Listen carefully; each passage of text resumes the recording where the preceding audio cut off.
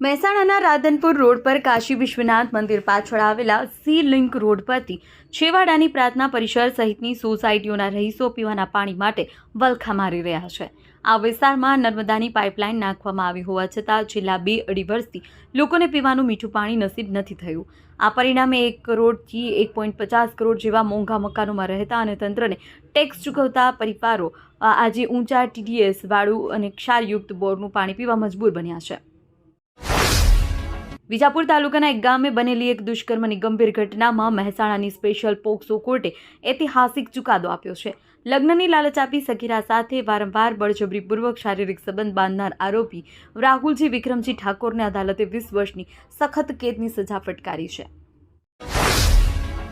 મહેસાણા શહેરના રાધનપુર રોડ વિસ્તારમાં રહેતા રહીશોની સુખાકારી માટે ગટર લાઇન અને રોડના કામને લઈને સ્થાનિક રહીશો અને રાધનપુર રોડ પ્રમુખ મંત્રી દ્વારા મ્યુનિસિપલ કમિશનરને લેખિત રજૂઆત કરવામાં આવી છે।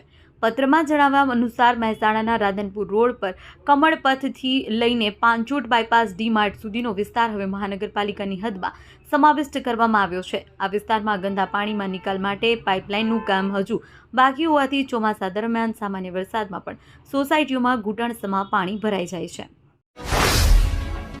કડી તાલુકાના ડરણ ગામના કિશનજી મહેશજી ઠાકોર SSBની 9 મહિનાની તાલીમ સફળતાપૂર્વક પૂર્ણ કરી છે।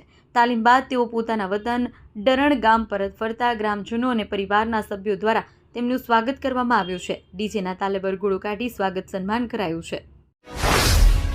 ઊંઝાના ધારાસભ્ય કિરીટભાઈ પટેલે મકતુપુર હાઈવે રોડ પર આવેલા અવી બંગલોઝમાં રહીશોને શહેરમાં પ્રવેશ માટે નવો રસ્તો આપવા સ્ટેટ રોડ પ્રોજેક્ટના અધિકારીઓ સાથે મુલાકાત કરી છે। અવી સોસાયટીથી બસ સ્ટેન્ડ સુધીનો સર્વિસ રોડ અકસ્માત ઝોન બન્યો છે। આ વિસ્તારમાં અકસ્માતોનું પ્રમાણ વધુ હોવાથી રહીશો દ્વારા ધારાસભ્યને રજૂઆત કરવામાં આવી હતી।